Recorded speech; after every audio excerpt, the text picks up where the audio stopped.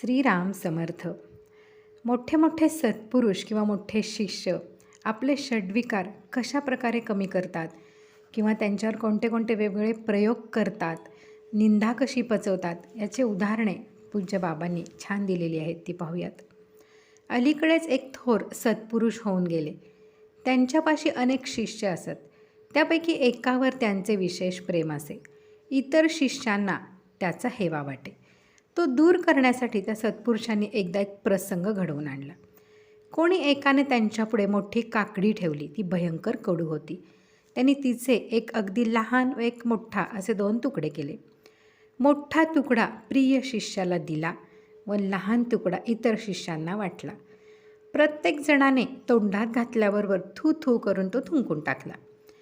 प्रिय शिष्याने मात्र तोंड यत्किंचितही वाकडे न करता मोठा तुकडा सगळा खाऊन टाकला.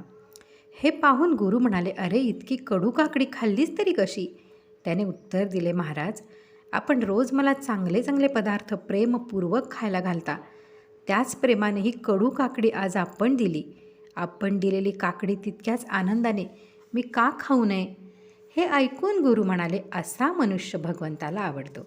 आपल्या आयुष्यात जो प्रसंग येईल तो त्याच्या इच्छेने आला हे पक्के समजून त्याला आनंदाने सादर होतो. जो सुखदुःखाच्या पलीकडे जातो तोच खरा भक्त बनतो. भगवंताचे महत्त्व एकदा कळले म्हणजे 2 गोष्टी घडतात. एक, मनुष्य भगवंताच्या नामाला कधी विसरत नाही आणि दुसरी, पैसा, प्रतिष्ठा, मान वगैरेची किंमत माणसाला राहत नाही. उदाहरणार्थ, श्री चैतन्य महाप्रभू पूर्वाश्रमी न्यायशास्त्र शिकले. त्यावर त्यांनी एक अपूर्व ग्रंथ तयार केला.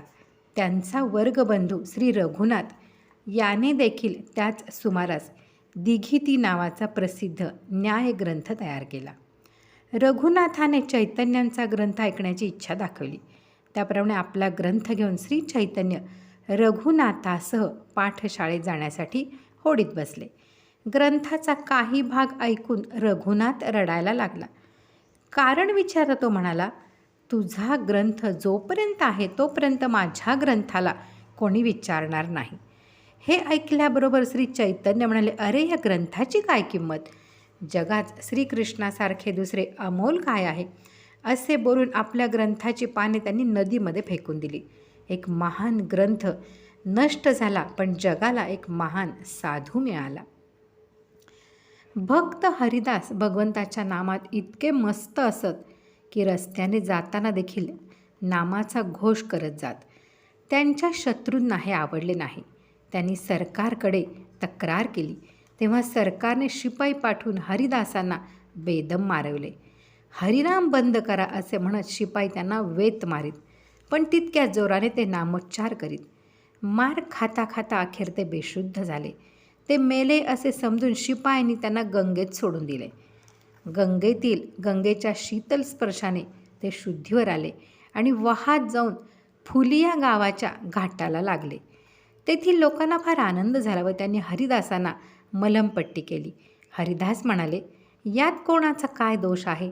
प्रत्येकजण आपल्या कर्माचे फळ भोगतो. ह्या प्रसंगाने भगवंताने माझी परीक्षा केली. मला नामाची खरी आवड आहे का हे ढोंग आहे हे भगवंताने पाहिले. माझे सामर्थ्य ते काय, पण त्याच्या कृपेनेच माझी शुद्ध हरपे तोपर्यंत मला त्याने नामात ठेवले. ज्यांनी मला मारले त्यांना भगवंताने क्षमा करावी. या पायरीवर साधकाची प्रगती लवकर होते यात शंका नाही. परंतु आपले अनुसंधान किती घट्ट झाले आहे हे पाहण्यासाठी चांगले साधक स्वतःच्या जीवनावर मुद्दाम प्रयोग करतात. उदाहरणार्थ, वृंदावनामध्ये कच्छी बाबा नावाचा एक मोठा साधक राहत होता. नामस्मरणाचा त्याचा अभ्यास इतका वाढला होता की गाढ झोपेमध्ये देखील त्यांच्या आतून कृष्ण कृष्ण असा नामाचा ध्वनी बाहेर ऐकू येई. खाण्यापिण्यामध्ये तो अत्यंत व्रतस्थ असे. बरेच दिवस गेल्यावर एकदा तो एका हलवायाच्या दुकानात गेला आणि हमको रसगुल्ले पेटभर खिलाव असे म्हणाला. हलवायाने त्यांना अगदी भरपूर पेटभर रसगुल्ले खायला घातले. 2-3 दिवसांनी ताजे रसगुल्ले तयार झाले म्हणून हलवायाने बाबांना बोलावणे पाठवले. तेव्हा बाबा म्हणाले, बेटा ऐसा पाप मैं फिर कभी नहीं करूँगा. एक दिन मिठाई पेट भर खाया तो रात में भगवान का नाम गायब हो गया। नाम तो मेरा जीवन है, अन्न की क्या किंमत है.